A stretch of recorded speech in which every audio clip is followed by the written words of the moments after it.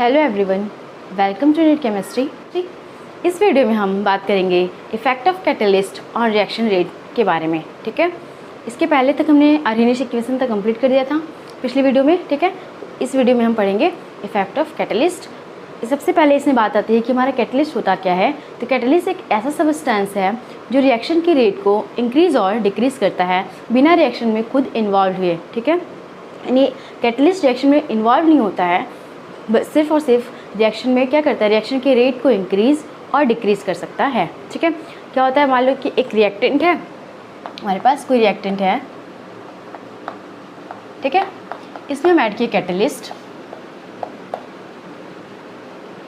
ठीक है, ये क्या करेगा, प्रोडक्ट बनाएगा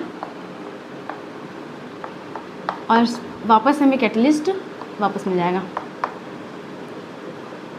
ठीक है, कैटलिस्ट जो है वो रिएक्शन में ऐड हुआ। ठीक है, रिएक्शन के रेट को फास्ट कर देगा। पहले रिएक्शन मान लो जैसे कि अगर 10 मिनट में हो रहा है तो फिर कैटलिस्ट को ऐड करने के बाद 10 मिनट से कम के टाइम में ही रिएक्शन कंप्लीट हो जाएगा। ठीक है, और फिर बाद में हमें कैटलिस्ट जो है वो वापस हमें रिजेनरेट हो जाएगा रिएक्शन में। ठीक है, ये होता है कैटलिस्ट। अब इसका इफेक्ट किस तरीके से हमारे रेट कांस्टेंट में पड़ता है या फिर रेट पे पड़ता है वो हम समझते हैं कि ग्राफ से। ठीक है, तो हमारे पास एक ग्राफ है एनर्जी वर्सेस रिएक्शन कोऑर्डिनेट का। ठीक है, देखो एक ग्राफ है हमारे पास एनर्जी वर्सेस रिएक्शन कोऑर्डिनेट का। सॉरी, एनर्जी है ये,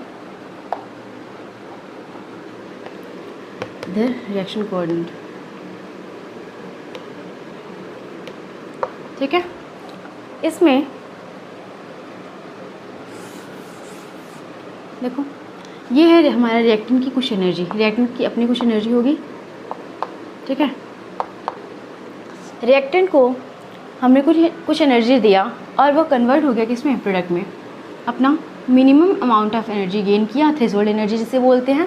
ठीक है, थ्रेशोल्ड एनर्जी पिछले वीडियो में हमने पढ़ा था कि minimum amount of energy to convert reactant into product, उसी को क्या कहते हैं, थ्रेशोल्ड एनर्जी। ठीक है, ये होता है थ्रेशोल्ड एनर्जी यहाँ से यहाँ तक। तो थ्रेशोल्ड एनर्जी गेन करके प्रोडक्ट में कन्वर्ट हो गया। ठीक है, इस पर जो एक्टिवेशन एनर्जी आया वो क्या हो गया, ये हो गया, ये है एक्टिवेशन एनर्जी। जब हमने कैटलिस्ट को ऐड नहीं किया, ठीक है, तो ये एक्टिवेशन एनर्जी है इसका नॉन कैटलाइज्ड रिएक्शन का। जब हमने यहाँ पे किसी भी तरह की कैटलिस्ट को ऐड नहीं किया तो रिएक्टेंट को कुछ एनर्जी दिया, वो मिनिमम अमाउंट ऑफ एनर्जी तक गया और क्या हुआ, प्रोडक्ट में कन्वर्ट हो गया। ठीक है, अब सेम रिएक्शन में हम कैटलिस्ट को ऐड करके देखेंगे कि उसके एक्टिवेशन एनर्जी पे किस तरीके से चेंजेस आता है। ठीक है, और एक्टिवेशन एनर्जी पे किस तरह से चेंज आता है वही हमारा बताएगा कि रेट हमारा किस तरीके से चेंज हुआ। क्योंकि पिछले वीडियो में हमने देखा था कि एक्टिवेशन एनर्जी और रेट कांस्टेंट का क्या रिलेशन है, क्या दोनों का रिलेशन होता है। एक्टिवेशन एनर्जी जैसे जैसे कम होगा रेट हमारा क्या होता है, इंक्रीज़ होता है, यही पढ़ा था हमने। ठीक है, तो यहाँ पर वही हम देखेंगे कि एक्टिवेशन एनर्जी पर पहले कैटलिस्ट को ऐड करने से क्या इफेक्ट पड़ता है, फिर उसके बाद हम देखेंगे कि रेट कांस्टेंट या फिर रेट हमारा किस तरीके से चेंज हो जाता है। ठीक है, तो ये है आपका activation energy non catalysed reaction का। अब हम इसमें क्या किए, कैटलिस्ट ऐड कर दिए। ठीक है, इसमें हम मान लेते हैं कि कैटलिस्ट हम ऐड कर दिए यहाँ पे। अब जो रिएक्शन होगा वो कुछ इस तरीके से होगा, इसका ग्राफ जो प्लॉट होगा। ठीक है, ये प्रोडक्ट बना, साथ में कैटलिस्ट भी वापस आ गया। ठीक, अब जो एक्टिवेशन एनर्जी यहाँ तक था पहले, ठीक है, अब ये क्या हो रहा है, यहीं पर इतनी एनर्जी गेन करने, पहले क्या था, जो रिएक्टेंट यहाँ तक एनर्जी गेन करने के बाद प्रोडक्ट में कन्वर्ट हो रहा था, अब क्या होगा कि कुछ मिनिमम एनर्जी ही गेन करेगा, वो इससे कम एनर्जी में ही क्या हो जाएगा, प्रोडक्ट में कन्वर्ट हो जाएगा जब हम कैटलिस्ट को ऐड कर देंगे। तो इस बार इस रिएक्शन का जो कैटलिस्ट एक्टिवेशन एनर्जी हो जाएगा, कैटलिस्ट को ऐड करने पे ये हो जाएगा ये कैटलाइज्ड रिएक्शन का activation energy for catalysed reaction. ठीक है, तो इसका हम रिलेशन एक देखते हैं आर्हेनियस इक्वेशन से। आर्हेनियस इक्वेशन में हमारा रेट कांस्टेंट और टेम्परेचर का रिलेशन था और एक्टिवेशन एनर्जी का रिलेशन था। वहीं से हम एक्टिवेशन एनर्जी और रेट कांस्टेंट का रिलेशन निकालेंगे, वहाँ से हम देखेंगे कि रेट पर क्या इफेक्ट पड़ता है। ठीक है, देखो यहाँ से समझ लो कि रेट पर क्या इफेक्ट पड़ेगा। रेट एक्टिवेशन एनर्जी को डिक्रीज, जितना एक्टिवेशन एनर्जी कम होगा रेट उतना ही फास्टर होगा। ठीक है, तो कैटलाइज्ड रिएक्शन में कैटलाइज्ड रिएक्शन का एक्टिवेशन एनर्जी कम है तो इसका रेट फास्टर होगा। इतना तो समझ में आ गया। देखो अब हम जो हमारा रिलेशन है उसको फाइंड आउट कर लेते हैं। क्या है एक्टिवेशन ना, अरेनियस इक्वेशन क्या हो जाएगा sorry for catalysed reaction. Catalysed reaction के लिए अरेनियस इक्वेशन देखो e⁻⁻ of activation energy for catalysed reaction divide by RT। ठीक है, यही होगा। सेम टेम्परेचर पे होता है रिएक्शन, एक ही रिएक्शन है, सेम टेम्परेचर पे हो रहा है, बस एक में हमने कैटलिस्ट को ऐड किया है और दूसरे में कैटलिस्ट ऐड नहीं है। ठीक है, ये है हमारा Arrhenius equation non catalysed reaction का। ये हो जाएगा आपका e⁻⁻ of EA non catalysed divide by RT। ठीक है, इक्वेशन फर्स्ट और इक्वेशन सेकंड को हम क्या कर देंगे, डिवाइड कर देंगे। इन दोनों को आपस में डिवाइड कर दूँ, देखो क्या आ जाएगा। इन दोनों को डिवाइड करेंगे तो क्या होगा, ए कैंसिल आउट हो जाएगा। ठीक है, अब यहाँ पे बचेगा हमारा activation energy catalysed divide by activation energy sorry rate constant catalysed divide by rate constant non catalysed हम कर देंगे तो ये हटा दे रहे हैं यहाँ से। देखो क्या आ जाएगा, e⁻ क्या है minus of EA upon EA catalysed divide by RT, और यहाँ पे क्या है e⁻ of EA non catalysed divide by RT। ठीक है, इसको सॉल्व करेंगे। यहाँ पे नेगेटिव साइन है, इसको ऊपर ले जाएंगे तो क्या हो जाएगा, पॉजिटिव हो जाएगा। e⁻ of EA catalysed upon में RT ये नेगेटिव है, ऊपर आ गया पॉजिटिव हो जाएगा EA non catalysed by RT। ठीक है, ठीक समझ में आ गया इतना। अब देखो क्या होगा, बेस सेम है, पावर ऐड हो जाता है, बेस सेम होता है तो क्या हो जाएगा KC divide by K non catalysed e⁻ of EA catalysed plus EA activation energy non catalysed divide by RT। ठीक है, ये हमारा रिलेशन है रेट कांस्टेंट कैटालाइज्ड और नॉन कैटालाइज्ड का। ठीक है, ये एक इम्पॉर्टेंट रिलेशन है। यहाँ पर आपको क्वेश्चंस इस टाइप से मिलेंगे कि आपको एक्टिवेशन एनर्जी दे दिया दोनों का, ठीक है, और बता दिया कि आपका इस दोनों एक्टिवेशन एनर्जी दे देगा और बोलेगा कि इस एक्टिवेशन किसी एक का रेट कांस्टेंट बता देगा आपको और दूसरे का रेट कांस्टेंट फाइंड करना बोल देगा। ठीक है, या फिर आपको रेशियो दे देगा, एक्टिवेशन एनर्जी निकलवा लेगा। ठीक है, यहाँ से इस टाइप्स के क्वेश्चन आते हैं। ठीक, अब ये है बस सिर्फ इतना ही इफेक्ट ऑफ कैटलिस्ट में। अब हम पढ़ेंगे रिएक्शन के मैकेनिज्म ऑफ केमिकल रिएक्शंस। ठीक है, तो हेडिंग डालो मैकेनिज्म ऑफ केमिकल रिएक्शंस।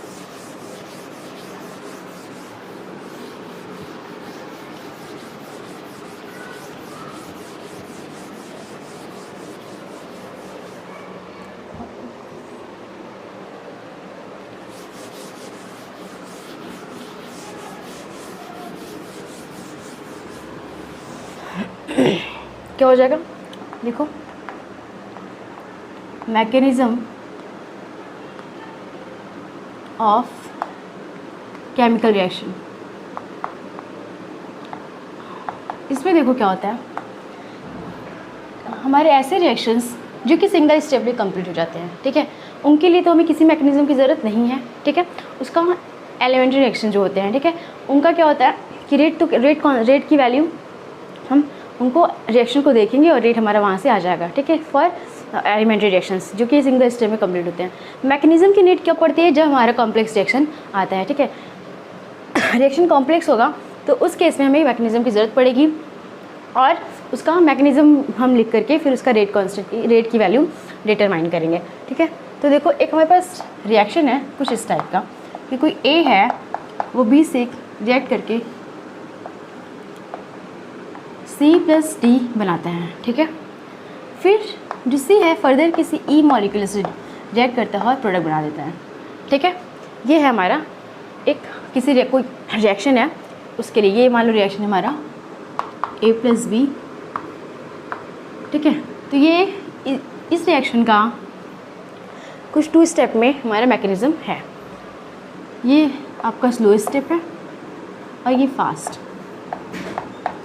इसके लिए रेट हम निकालेंगे जब हमें पता चलेगा कि स्लो स्टेप है।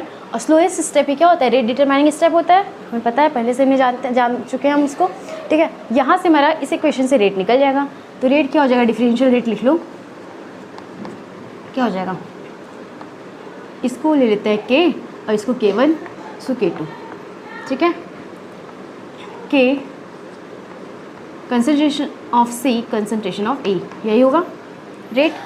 लेकिन एक चीज़ ध्यान दो, जो सी है वो हमारा यहाँ पर भी है, एक इंटरमीडिएट स्पीसीज़ है, ठीक है।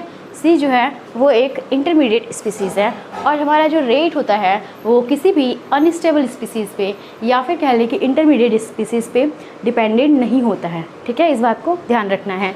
तो यहाँ पे एक पॉइंट लिखो, rate is independent rate is independent to the intermediate species,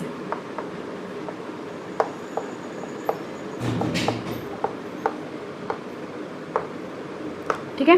rate हमारा इंटरमीडिएट स्पीसीज, या फिर इसको लिख लो यहाँ पे अनस्टेबल स्पीसीज पर डिपेंड नहीं होता है, इंडिपेंडेंट होता है।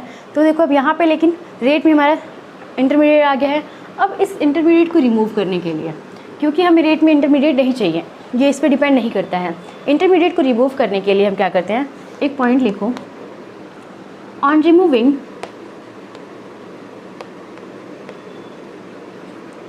इंटरमीडिएट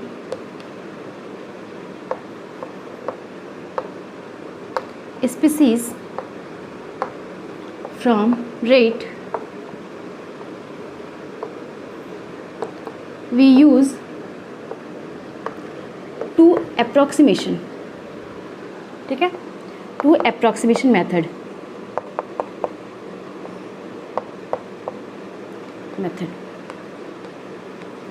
ठीक है।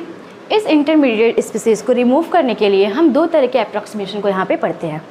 पहला होता है आपका इक्विलिब्रियम अप्रॉक्सीमेशन मेथड, ठीक है, और दूसरा होता है steady state approximation method, steady state approximation. इन्हीं दोनों अप्रॉक्सीमेशन को हम डिटेल में पढ़ेंगे। तो फर्स्ट हेडिंग डाल लो इक्विलिब्रियम अप्रॉक्सीमेशन।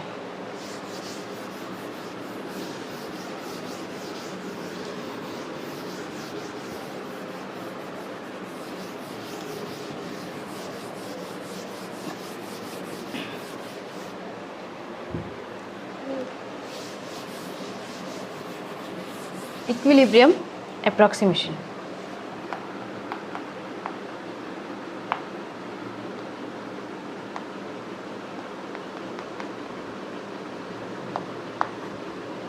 मेथड।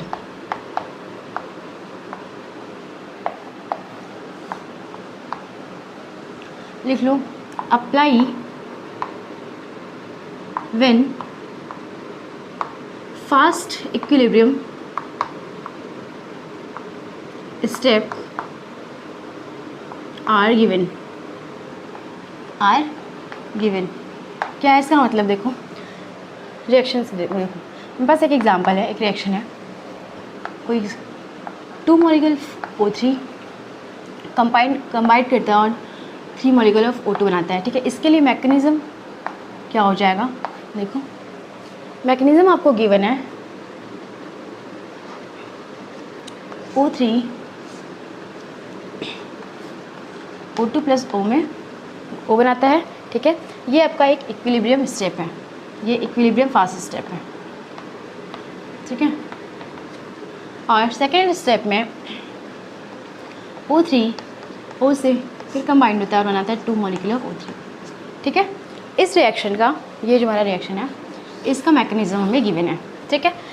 और यहाँ पे ये है आपका स्लो स्टेप, ठीक। रेट तो हमारा स्लो स्टेप से ही निकलेगा, ठीक है। लेकिन इक्विलिब्रियम अप्रॉक्सीमेशन हम तब लगाएंगे, देखो इसका क्या मतलब है, apply when fast equilibrium steps are given. यहाँ पर जैसे हमने लिखा है फास्ट इक्विलिब्रियम, ये जो इक्विलिब्रियम है, जब भी हमें क्वेश्चन में फास्ट इक्विलिब्रियम स्टेप दिखे वहाँ पर हम स्टेडी स्टेट अप्रॉक्सीमेशन को अप्लाई करेंगे, ठीक है।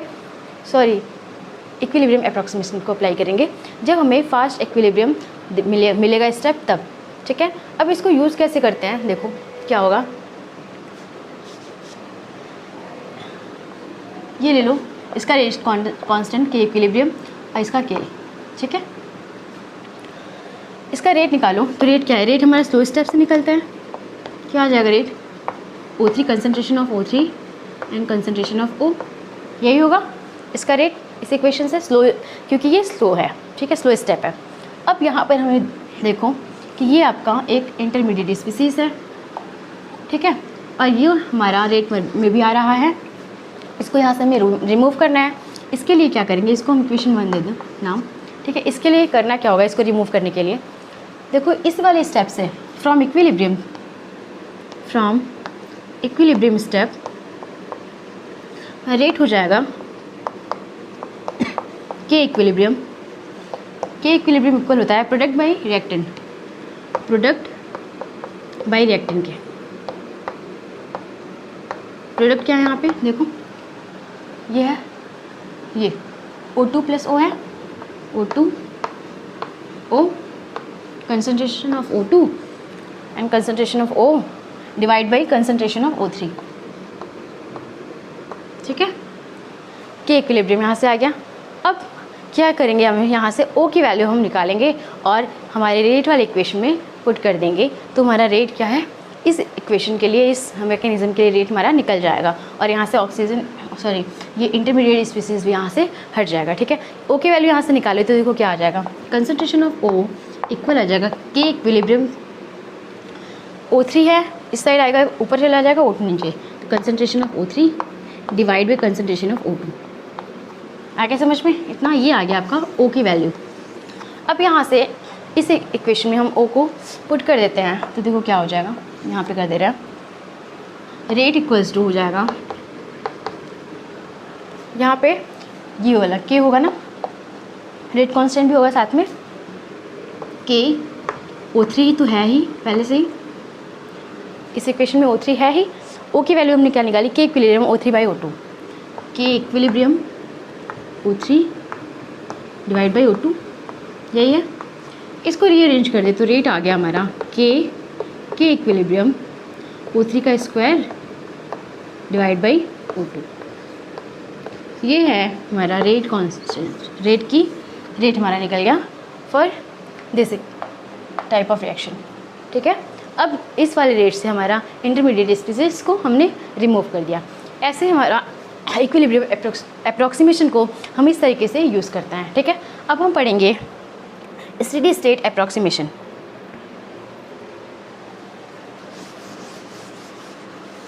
तो नेक्स्ट हेडिंग डाल लो स्टेडी स्टेट अप्रॉक्सीमेशन मेथड,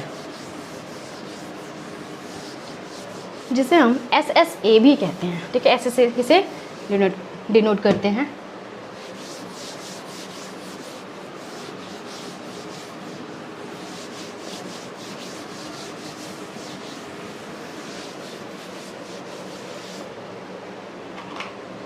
देखो हेडिंग डालो SSA steady state approximation method, ठीक है। लिख लो इसको, कब अप्लाई करेंगे, apply when rate determining step not specified. जब हमें रेट डिटरमाइनिंग स्टेप कौन सा है ये स्पेसिफाई नहीं किया होगा, तब हम स्टेडी स्टेट अप्रॉक्सीमेशन को लगाएंगे। क्वेश्चन में कई बार आपको लिख करके दे देता है, ठीक है। इवन क्लास 12th के अकॉर्डिंग नीट या फिर JEE के एग्ज़ाम्स में जो भी आता है, वहाँ पर आपको कौन सा मैकेनिज़्म लगेगा वो आपको लिख करके क्वेश्चन में दे देता है, ठीक है। हायर क्लासेस में जो IIT वगैरह में जो भी एग्ज़ाम्स में आता है क्वेश्चंस, वहाँ पर हमें पता करना होता है, किसी क्वेश्चन में लिखा भी होता है, कहीं कहीं पता भी करना होता है कि कौन सा हम लगाएंगे, किस मेथड से निकालना होगा। तो कब अप्लाई करेंगे इसको, कि जब हमारा रेट डिटरमाइनिंग स्टेप स्पेसिफाई नहीं किया होगा तब। जो हमने पहले एग्जांपल देखा था उसी एग्जांपल को फिर से देखते हैं, ठीक है। इस एग्जांपल को लेते हैं फिर से, ठीक है। इसका मैकेनिज़्म देखो,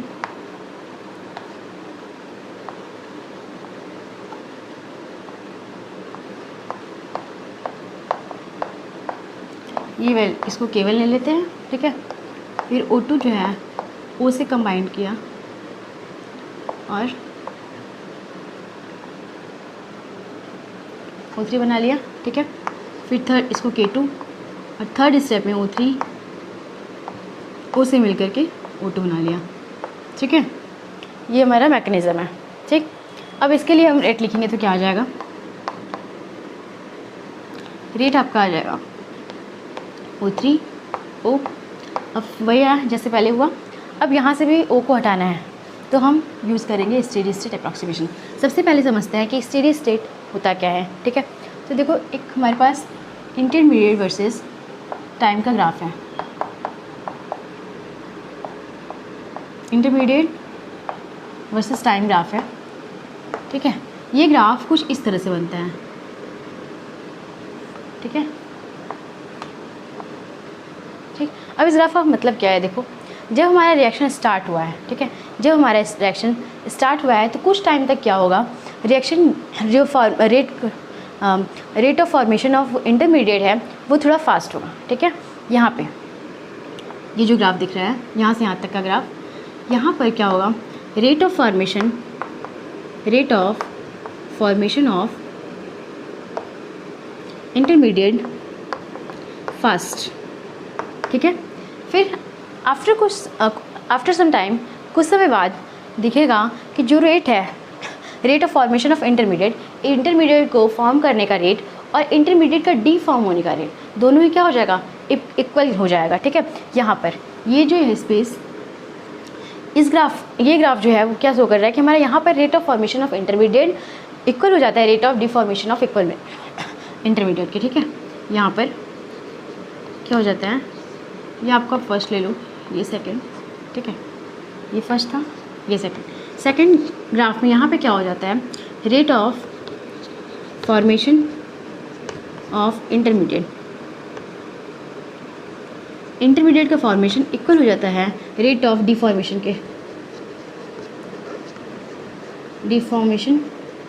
ऑफ इंटरमीडिएट। ठीक है, और इस स्टेट को हम कहते हैं steady state approximation. Steady state कहते हैं, क्या कहते हैं इसको, स्टेडी स्टेट, जहाँ पर हमारा rate of formation of intermediate equal हो जाता है rate of deformation of intermediate के। ठीक है, फिर कुछ सारे टाइम बाद क्या होता है, हमारा जो रेट है यहाँ पर थर्ड, यहाँ पे क्या होता है, जो डिफॉर्मेशन का रेट है, डिफॉर्मेशन का रेट वो फास्टर हो जाता है। थर्ड पॉइंट पे क्या होगा, rate of deformation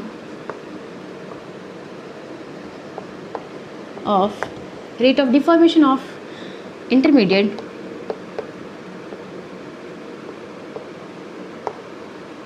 faster.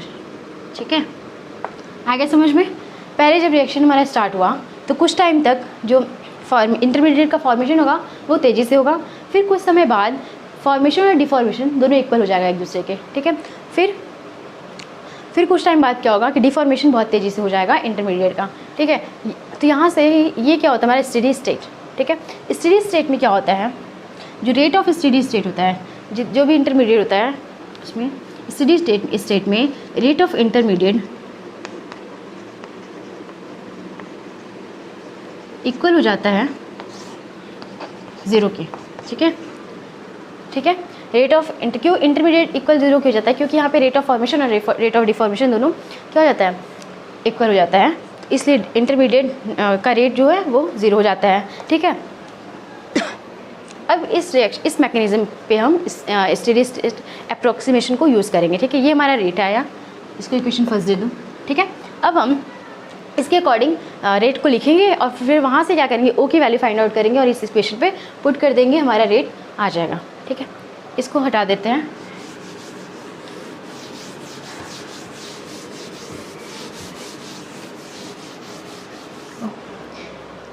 Steady state के अकॉर्डिंग हमारा रेट क्या हो जाएगा, rate of formation equal to rate of deformation of intermediate. तो फॉर्मेशन कहाँ पे हो रहा है, इंटरमीडिएट वो है ना, यहाँ पे फॉर्म हो रहा है, तो K1 O3। ठीक है, इक्वल हो जाएगा किसके, डिफॉर्म कहाँ पे हो रहा है, K2 पे और ये K3। ठीक है, K2 और K3 पे क्या हो रहा है, डिफॉर्म हो रहा है, तो K2 हो जाएगा concentration of O2 plus K3 concentration of O3 and concentration of O। ठीक है, आगे इतना समझ में। अब देखो क्या होगा, इसको सॉल्व कर लो, क्या हो जाएगा, K1 O3 इक्वल हो जाएगा O, आपका कॉमन है बाहर आ जाएगा, हो जाएगा K2O3 K2O2 प्लस K3O3, यही आएगा। O को यहाँ से निकाल लेंगे, क्या हो गया, हो जाएगा O, कंसनट्रेशन ऑफ O हो जाएगा K1O3 divide by K2O2 plus K3O3 आ जाएगा ये। अब इस यहाँ के O के वैल्यू को यहाँ पर पुट कर देंगे, ठीक है। तो रेट आ जाएगा, रेट इक्वल हो जाएगा O3, ठीक है। ये O3 यहाँ पे साथ में क्या है, रेट कांस्टेंट भी होगा ना हमारा K1, सॉरी ये नहीं, K3 रेट कांस्टेंट होगा, ठीक है। इस स्टेप से K3 आपका रेट कांस्टेंट हो जाएगा, ठीक है। यहाँ से यहाँ पे आ जाएगा K3, ये तो है ही। अब O की वैल्यू रख दो यहाँ पे K1O3 divide by K2O2 plus K3O3, ठीक है। आ गया इतना समझ में। अब इसको रीअरेंज कर दो तो हमारा रेट आ जाएगा, यहाँ लिख देते हैं, रेट हो जाएगा इक्वल किसके, K1 K3 O3 का square divide by K2O2 plus में K3O3, ठीक है। ये आ गया हमारा रेट, जहाँ पर इंटरमीडिएट स्पीसीज अब नहीं है, ठीक है। ये पहले था, फिर स्टेडी स्टेट अप्रॉक्सीमेशन को यूज़ करने के बाद हमारा रेट ये आ गया, ठीक है। आगे इतना समझ में यही होता है स्टेडी स्टेट अप्रॉक्सीमेशन। इस वीडियो में इतना ही, नेक्स्ट वीडियो में हम पढ़ेंगे पैरेलल रिएक्शन, ठीक है। Thank you for watching.